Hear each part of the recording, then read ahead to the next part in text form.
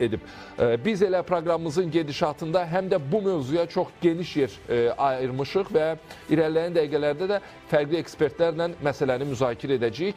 Vaxt itirməyək, studiyamızın qonağı Milli Məclisin üzvü Azər Allahverənovla söhbətə başlayaq. Azər bəy, xoş gəlmişsiniz. Xoş gəlmişsiniz Osman bəy. Əslində bizim bölgəmizdə, Cənubi Qafqazda gedən prosesləri, həm hərbi, həm siyasi prosesləri müzakirə etməyi düşünmüşdük. Buna da vaxt ayıracağıq, amma dünyanın diqqəti Venezuela'da olduğuna görə təklif edirəm ki, sözügedən mövzu ilə bağlı danışaq.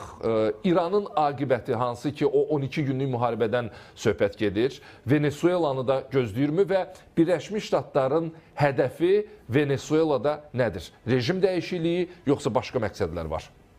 Rəhman bəy, əslində məsələ bundadır ki, rejim dəyişikliyi məsələsi bu şübhəsiz ki, bəlkə də müəyyən mənada gündəmdə saxlana biləcək bir mövzulardan biridir. Ən azından ona görə ki, biz bilirik ki, uzun müddətdir ki, Maduro ilə ABŞ prezident administrasiyası fərqi yoxdur. Bu Donald Trump olsun və ya Joe Biden olsun, respublikaçılar və ya demokratlar. Bu və ya digər formada uzun çəkən danışıqlar gedirdi və bəzi proseslərdə hətta Maduro'nun bir qədər nisbətən kəskin mövqe tutması prezident administrasiyasında müəyyən radikal addımların atılması barədə bir fikri və ya planları formalaşdırmış olurdu ən azından. Amma indi son proseslərə biz nəzər saldıqda, xüsusilə də okeanda Venezuela'ya məxsus yük daşıyan gəmilərin birbaşa olaraq vurulması, yəni bu artıq ondan xəbər verir ki, Amerika Birləşmiş Ştatları Venezuela ilə bağlı olan mövzuda kifayət qədər kəskin bir mövqeydədir və hətta biz nəzərə alsaq ki, Maduro'nun bu yeni il öncəsi bir müraciəti var idi xalqa. Həmin müraciətdə o Amerika Birləşmiş Ştatları ilə danışıqların aparılmasına razılığını bir növ bildirmiş oldu və xüsusilə də iki məqama xüsusi diqqət yetirdi. Deməli, birincisi neft yataqları ilə bağlı, neft yataqlarının istismarı üçün cəlb olunacaq Amerika sərmayələri məsələsi idi və bir də narkotrafik məsələləridir. Yəni, bax, bu iki mövzu ətrafında danışıqların aparılmasında bir növ öz razılığını ifadə etməklə nəticə etibarilə özünün daha bir konstruktiv mövqeydə olduğunu və siyasi diyaloqun aparılmasına hazır olduğunu bir növ bildirmiş oldu Maduro. Amma reallıq ondan ibarətdir ki, ondan bir qədər əvvəl, misal üçün dekabr ayının 29-unda Donald Trump çıxış edərkən elə sırf bu mövzu üzərindən konkret olaraq ilk dəfə olaraq səhv eləmirəmsə xüsusilə dilə gətirdi ki, biz Venezuela'ya məxsus olan yük gəmilərinin vurulmasına nail olduq. Müəyyən mənada onların o narkotrafik yollarının, yəni dəniz üzərindən olan yolların, marşrutlarının qarşısını aldıq. Amma bizim əsas hədəfimiz bu narkotik məhsullarının istehsalı ilə məşğul olan konkret bazalardır. Yəni bu dolayısıyla yolla quru torpaqda, misal üçün Venezuela'nın ərazisində hansısa bazaların ya və laboratoriyaların və ya eksperiment yerlərinin vurulması məsələsini bir növ dilə gətirmiş oldu. Bu 29 dekabrda baş verdi. Bugün artıq Karakasda izlənən 7 partlayış, hansını ki siz qeyd elədiniz. Siz orada vurğuladınız ki, bir iqamətgahın yanında, Maduro'ya məxsus olan iqamətgahın yanının vurulması məsələsi oldu. Amma orada eyni zamanda Karakasdan gələn məlumat da göstərir ki, vurulan əsasən neft bazalarına yaxın olan ərazilərdir və hətta xüsusilə də Karakas şəhərinin böyük bir hissəsini elektrik enerjisi ilə təchiz edən infrastrukturun sıradan çıxarılması məsələsidir.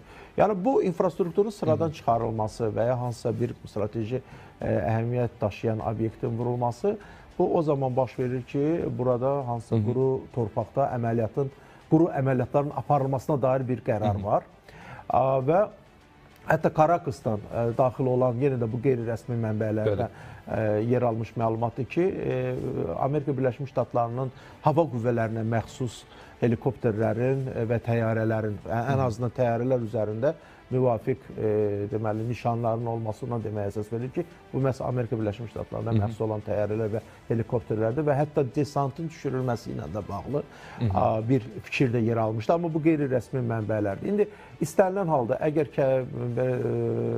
enerji infrastrukturu vurulursa və şəhərin böyük bir hissəsi enerji təchizatından məhrum olursa, siz qeyd elədiniz, iqamətgah ətrafında hansısa bir partlayışlar eşidilirsə, bu təbii ki, bu quru əməliyyatlarının bir növ anonsu kimi də dəyərləndirilə bilər. Amma mən düşünmürəm ki, Amerika Birləşmiş Ştatları bu indiki dönəmdə quru əməliyyatlara başlamış olsun. Çünki ən azından 3 gün bundan qabaq Maduro'nun da bununla bağlı konkret fikri var. Ola bilər ki, indi ən azından Maduro administrasiyasında da müəyyən kanallar belə bir hərbi əməliyyatların aparılmasına dair qərarın olduğunu bildiriblər ki, ən azından öz çıxışında Maduro bu diyaloqun aparılmasında, danışıqların aparılmasında maraqlı olduğunu ifadə etmişdi.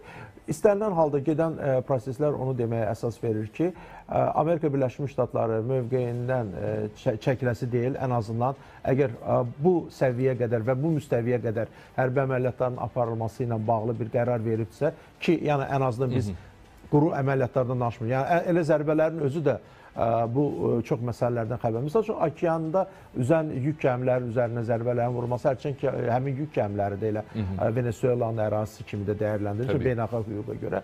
Amma ən azından onun belə Maduro üçün həmin o marşrut üzrə hərəkət edən yük gəmilərində daşınan narkotik məhsullarla bağlı ola bilər ki, bunu hansısa bir kartelin ayağına bağlamaq mümkün olsun. Amma bir də var ki, konkret olaraq ölkənin ərazisində hansısa bir laboratoriyalarda gedən hansısa bir proses var.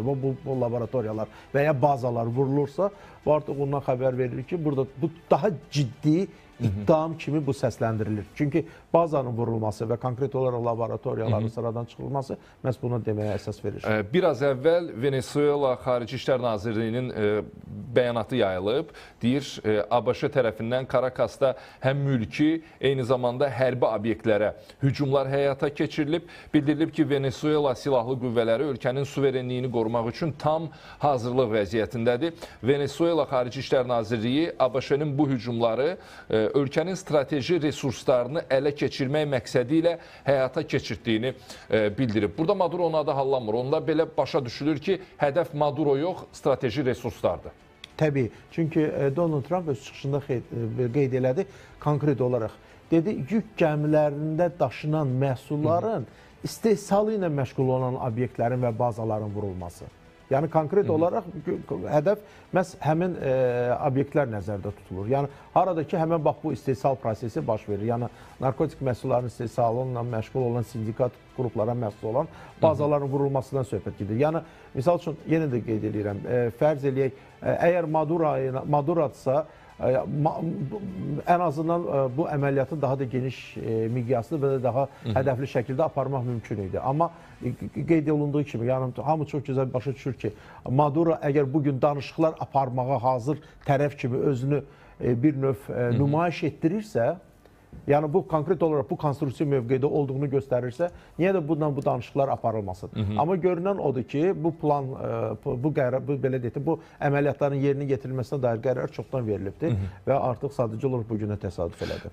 Biz təbii ki, irəliləyən dəqiqələrdə digər ekspertlərlə bu mövzunu müzakirə etməyə davam edəcəyik. Deməli, ABŞ prezidenti Donald Trump Venezuela ərazisindəki hərbi obyektlər də daxil olmaqla hədəflərə zərbələr endirmək barədə əmr verib. Bu barədə CBS News-un jurnalisti Jennifer Jacobs X hesabında yazıb. Amerikalı rəsmilər bildiriblər ki, Prezident Trump Venezuela ərazisindəki obyektlərə, o cümlədən hərbi obyektlərə zərbələr endirməyə əmr edib. Bununla yanaşı, Birləşmiş Ştatlar administrasiyası şənbə günü səhər Prezident Maduro'nun rejiminə qarşı kampaniyanı da gücləndirib deyə jurnalistlər yazıb. Bu arada qeyd edək ki, Venezuelada partlayışlar qeydə alınır. Paytaxt Karakas üzərində hava hücumu ilə bağlı həyəcan siqnallarının səsi eşidilir. Məlumata görə bir çox istiqamətlərdə partlayışlar eşidilir. Şəhərdə elektrik enerjisi kəsilib. Bəzi yerli mənbələr partlayışların hava hücumu nəticəsində baş verdiyini iddia edirlər və bu iddialar yavaş-yavaş öz təsdiqini tapmaqdadır. İlkin məlumatlara görə Birləşmiş Ştatlar hərbi hava qüvvələri Venezuela hərbi obyektlərinə hücum edib, Karakasdakı hava bazalarına zərbələr indirib, Karakas üzərində təxminən 10 ABŞ helikopteri müşahidə edilib, görüntülərdə hücum təyyarəsi də qeydə alınıb. Bildirilir ki, ölkənin şimalında Vargas ştatında Hərbi Dəniz Akademiyasının yerləşdiyi dəniz bazasına da ziyan dəyib. Venezuela hərbi hava qüvvələri qırıcı təyyarələri artıq havaya qaldırıb, hansı ki Venezuelada Karakasda konkret fəaliyyət göstərən CNN jurnalistinin açıqlaması da var idi. Deyir, əvvəlcə partlayışlar eşitdik, elə bildik adi partlayışlardır. Sonradan təyyarələrin, hərbi təyyarələrdən söhbət gedir. Görünməsi ilə bağlı məlumatları da CNN-in jurnalisti açıqlamasında bildirmişdir çalışdığı qurumun saytında. Dediyim kimi, az sonra mövzu üzərindən müzakirələrə davam edəcəyik. Studiyamızın qonağı Azər Allahverənovla bölgədə gedən prosesləri də bir müzakirə edək. Çünki 2026-cı illə bağlı, Cənubi Qafqazla bağlı da müəyyən hədəflər mövcuddur. Söhbət yaxşı, xoş məramlı hədəflərdən gedir. Hamı 2026-cı ildə sülh gözləyir, Tramp yolunun açılması gündəmdədir və Anadolu Agentliyinin bir geniş məqaləsi var, hansı ki Azərbaycan və Ermənistan arasında sülh sazişinin yekunlaşdırılması, sərhədlərin hüquqi baxımdan dəqiqləşdirilməsi və iqtisadi əməkdaşlıqla bağlı olan bir məqalədən söhbət gedir. Azərbaycan-Ermənistan münasibətləri ilə bağlı 2026-cı ildən gözləntimiz nədir?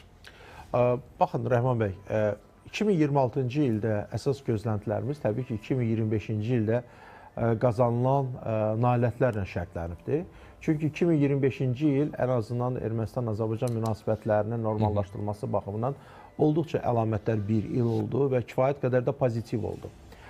Tək Azərbaycan üçün yox, elə Ermənistan özü üçün də bir pozitiv oldu. Ən azından biz nəzərə alsaq ki, hələ delimitasiya və demarkasiya olunmamış bir ərazilər var, iki dövlət arasında sərhədlər var və bu sərhədlərdə nə qədər də əvvəlki illərdə vəziyyət gərgin olsa da belə, 2025-ci ildə belə bir atəş səsi belə eşidilmədi. Bu, təbii ki, çox böyük bir nailiyyətdir. Ən azından son 30 ildən də bir qədər artıq müddət davam edən biz retrospektiv proseslərə nəzər salsaq, bu qənaəti irəli sürməkdə kifayət qədər əsaslarımız var. Bu məsələnin birinci tərəfi. İkinci bir tərəfi, baxın, 2026-cı ildə siz iki vacib məqama toxundunuz. Birincisi, sülh müqaviləsinin bağlanması məsələsini qeyd elədiniz. Eyni zamanda iqtisadi münasibətlərin qurulması və digər məsələlər. Baxın, yenə də biz 2025-ci ilə nəzər salırıq. Görürük ki, bəli, Vaşinqton razılaşmaları ilə paraflanmış bir sülh mətni var və bu sülh mətni ətrafında da artıq gedən müzakirələr hələ 2025-ci ilin mart ayında yekunlaşmışdı. Çünki yadınızdadsa 17 bənddən ibarət olan sənədin son razılaşdırılacaq iki bəndi ətrafında razılıq məhz mart ayında əldə olundu və nəticə etibarilə aprel ayından biz tam əminliklə dedik ki, bütün bəndlər üzrə razılaşmalar var və Vaşinqtonda əldə olunan razılaşmalar çərçivəsində də əsas vacib element məhz sülh sənədinin paraflanmasıdır. Yəni, bu demək ki, artıq sənədin hər hansı bir maddəsi və ya müddəası üzrə nəyinsə dəyişdirilməsi yol verilməzdir. Və indən belə imzalanacaq sənəd məhz bu paraflanmış sənəd üzərindən bu paraflanmış sənəd olacaqdır. Bu məsələnin birinci tərəfi. İkinci bir tərəf, baxın, sizin efirdən də ekspertlər zaman-zaman bu fikri də səsləndirirlər ki, bəli, 2026-cı ildə sülh müqaviləsinin bağlanması üçün çox bir əlverişli bir mühit formalaşıbdır. Amma gündəmdə olan çox vacib bir məsələlər var. Bu, bilavasitə Ermənistanın siyasi mühitində baş verən proseslərdir. İlk əvvəl bu parlament seçkiləridir. İyun ayının 7-sində Ermənistanda parlament seçkiləri keçiriləcək və parlament seçkilərinə də bağlı çox ciddi siyasi proseslər bugün Ermənistanın siyasi mühitində cəryan etməkdədir. Baxın, cəryan edən proseslərin biri bilavasitə onunla bağlıdır ki, Paşinyana qarşı müxtəlif cinahlardan hücuma keçən siyasi mərkəzlər, onlar bu və digər formada kənarda özləri üçün dəstək axtarmaqla çalışırlar ki, daha monolit və bir səfərbər olunmuş şəkildə Paşinyanın üzərinə getsinlər və dünyanın mütərəqqi qüvvələri, xüsusilə də Cənubi Qafqazla bağlı müəyyən planları olan perspektivə və hətta geosiyasi maraqlarına cavab verə biləcək bir perspektivləri olan bəzi dövlətlər, onlar təbii ki, belə bir ssenarinin baş verməsinə maraqlı deyirlər. Onlar maksimum çalışırlar ki, Paşinyanı dəstəkləsinlər. Çünki Paşinyanın əleyhinə gələn qüvvələr, onlar hətta bölgəni yenidən münaqişə ocağına çevirmək iqtidarındadırlar. Ən azından biz bilirik ki, həmin qüvvələr arasında kifayət qədər ciddi nüfuza malik olan erməni kilsəsi var. Hansı ki, uzun müddət, 30 ildən çox bir müddət ərzində Azərbaycan torpaqlarının işğal altında saxlanılmasına bilavasitə ideoloji dəstək verən tərəf olubdur. Revanşist qüvvələr var ki, hansılar ki, istənilən halda prosesdən narazıdırlar bu və ya digər formada. İndi yeni bir zümrə də formalaşdı. Yeri gəlmişkən mən onu da deyim sizə. Yeni zümrə bu nə ilə bağlıdır? Son trendlərə biz nəzər salsaq, Ermənistan və Azərbaycan arasında deməli, iqtisadi münasibətlərin qurulmasından söhbət getməsə də belə, ən azından Azərbaycan üzərindən Qazaxıstan və Rusiya taxılının Ermənistana daşınması məsələsi və eyni zamanda sonuncu olaraq Azərbaycana məxsus olan yanacağın Ermənistana, Gürcüstan üzərindən bir dəfəlik bir kommersiya xarakterli bir fəaliyyət olsa da belə, Ermənistan cəmiyyətinin özündə kifayət qədər kəskin qarşılanan deməli, hadisələrdən biri oldu. Nə üçün? Və burada yeni bir zümrə formalaşdı. Yeni zümrə bütövlükdə deyək, iqtisadi münasibətlərin qurulmasının əleyhinə çıxmış olurlar. Yəni, onlar müxtəlif kanallar vasitəsilə hətta bunun mümkünsüz olduğunu dilə gətirirlər. Yeri gəlmişkən bu prosesdə mən kifayət qədər Daşnaksutyun Partiyasının da fəallığını xüsusilə gözə çarpdığını görürəm. Misal üçün, onun belə deyək, dırnaq arası bir parlaq simalarından biri, hansılar ki, 2025-ci ildə çox ciddi baskılara məruz qalmışdı. Paşinyan hökuməti tərəfindən yoxlamalar, saxlanılma və digər hadisələrlə üzləşmişdi. Gegan Manukyan, məsəl üçün, bununla bağlı çox sərt şəkildə həm Ermənistanın energetika nazirini Papayanı ittiham eləyir bir tərəfdən, digər bir tərəfdən də ümumiyyətlə Paşinyanı Azərbaycanla iqtisadi münasibətlərin qurulması məsələlərinin yəni mümkünsüz olduğunu dilə gətirir. İndi nəzərə alsaq ki, bu parlamentdə təmsil olunan bir partiyanın təmsilçisidir və istənilən halda kifayət qədər də o proseslərdə aktiv müzakirələr edir. Yeri gəlmiş ki, son iclaslarda da bununla bağlı çox kəskin fikirlər səsləndirmişdi. Təbii ki, bu tək bunun öz fikirləri deyil, bu eyni zamanda Daşnaksutyun Partiyasının da fikirləridir. Yəni, bu ondan xəbər verir ki, Ermənistanın siyasi müstəvisində ən azından lokal şəkildə baş verən proseslər, xüsusilə də Azərbaycan, Ermənistan, Ermənistan, Türkiyə, Ermənistan, Rusiya, Ermənistan, Avropa Birliyi mövzuları üzərindən gedən proseslər, bəlkə də ola bilər parlament seçkilərlə bağlı olan proseslər, məsələni bir qədər arxa planda çəkmiş olubdur. Amma biz başa düşürük ki, parlamentlə bağlı olan çox ciddi proseslər bugün altyapıda getməkdədir. Çünki yenə də deyirəm, burada danışıqlar, separat müzakirələr və digər məsələlər, eyni zamanda burada kənar dəstəklər bilavasitə ona hesablanıb ki, ən azından 3-4 ay qalmış parlament seçkilərinə qədər biz artıq o siyasi blokların formalaşdığını və qüvvələrin necə bölüşdürüldüyünü biz görə biləcəyik. İstənilən halda Samvel Karapetyan və digərləri kifayət qədər bu prosesdə fəal olduğunu biz deyə bilərik. Bu arada seçkilər gündəmdədirsə, konstitusiyada dəyişikliklər də gündəmdə olmalıdır. Çünki Azərbaycan üçün burada önəmli məqamlar var. Hansı ki, biz daimi sülh arzuluyuruqsa, elə Ermənistandan da söhbət gedir, ərazi iddialarını yığışdırmalıyıq. Ermənistan adına deyirik. Bu arada Paşinyan əgər seçkilərdə qalib gələrsə, konstitusiyanın dəyişilməsi prosesinə dərhal qərar verilə bilərmi? Çünki bir müddət əvvəl Ədliyyə Naziri Ermənistanda açıqlama vermişdi ki, konstitusiyanın yeni mətni mart ayında səhv eləməmsə təhvil verilməlidir, hazır olmalıdır. İndi düşündürücü məqam odur ki, çox güman onlar ərazi iddialarını o mətndən çıxardıb bu yeniləməyə gediblər, yoxsa yox? Tamamilə doğru qeyd elədiniz. Bəli, bu Azərbaycanın mütləq şərtidir, konstitusiyanın dəyişdirilməsi. Çünki qeyd etdiyiniz kimi tək Azərbaycanla yox, eyni zamanda Türkiyə ilə də bağlı, Türkiyənin ərazisindən bağlı müəyyən iddialar həmin konstitusiyada yer alıbdır ki, bu istənilən halda yol verilməzdir. Sülh müqaviləsinin bağlanması barədə siz bir qədər əvvəl verdiyiniz sual bilavasitə konstitusiyanın dəyişdirilməsinə bağlı olan bir məsələdir. Yəni, istənilən halda konstitusiyada həmin ərazi iddiaları çıxarıldığı təqdirdə Azərbaycanla Ermənistan arasında sülh müqaviləsinin sırf Azərbaycan mövqeyindən çıxış edərək deyirəm, bağlanması üçün hər hansı bir maneə ortada qalmır. Çünki yeganə bugün şərt, tələb məhz bilavasitə konstitusiyana bağlıdır. O ki, qaldı konstitusiya mətninə gəldikdə, bəli, bu Ədliyyə Naziri çoxdan bununla bağlı bir sıra anonslar vermişdir. Hətta mən sizə deyə bilərəm ki, 2024-cü ilin avqust ayından etibarən bu proses gedir. Yeri gəlmişkən onu da deyim sizə. Çünki zaman-zaman informasiya sızırdı media strukturlarına ki, müəyyən bir işçi qrupu var. Paşinyan bu işçi qrupunun yaradılmasına dair sərəncam imzalayıbdır və bununla da bağlı müəyyən işlər həyata keçirilməkdədir.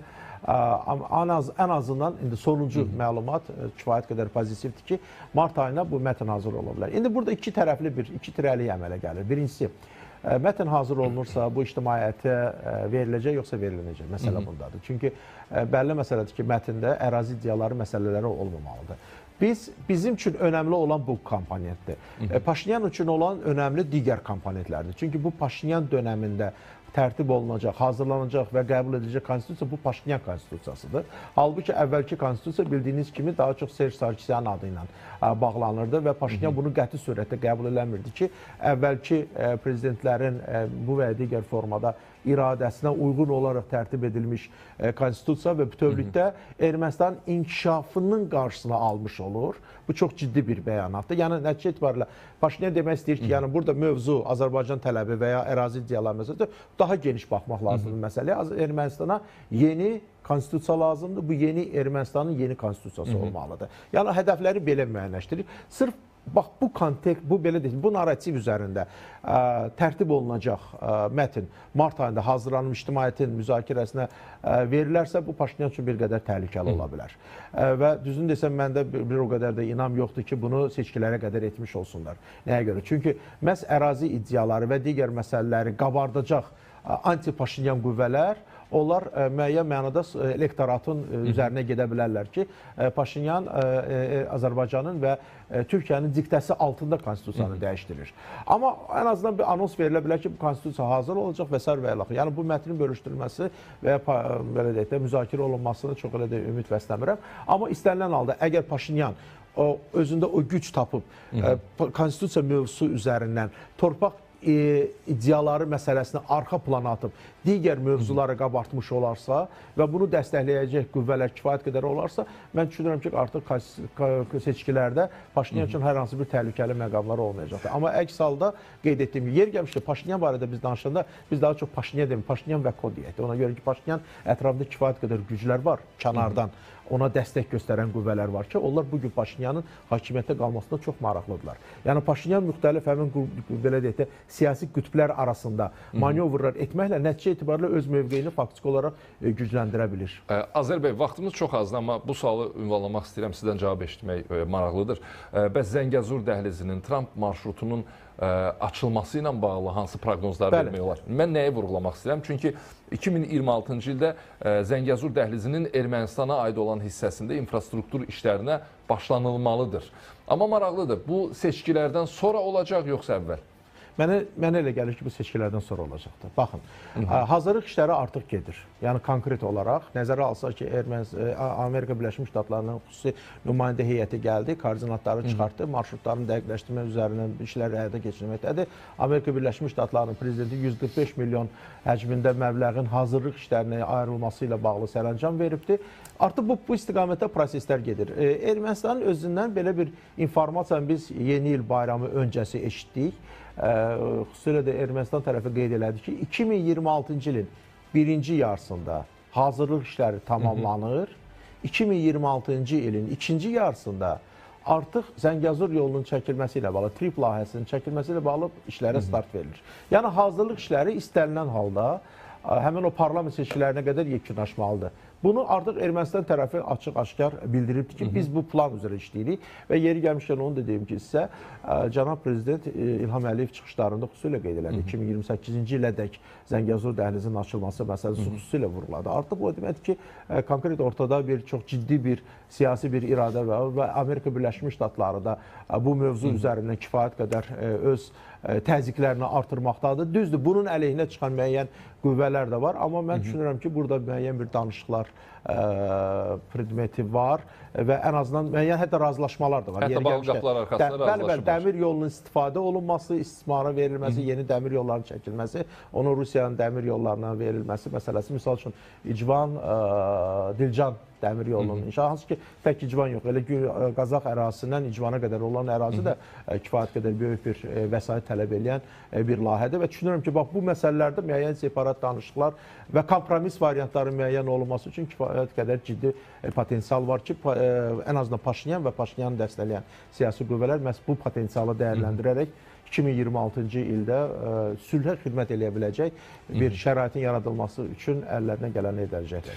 Azər bəy, çox sağ olun. Təşəkkür edirik sizə dəvətimizi qəbul etdiyiniz üçün. Studiyamızın qonağı Milli Məclisin üzvü Azər Allahverənovla danışdıq. Venezuelaya hücum mövzusu, eyni zamanda bölgəmizlə bağlı mövzuya, müzakirəyə daha çox vaxt ayırdıq.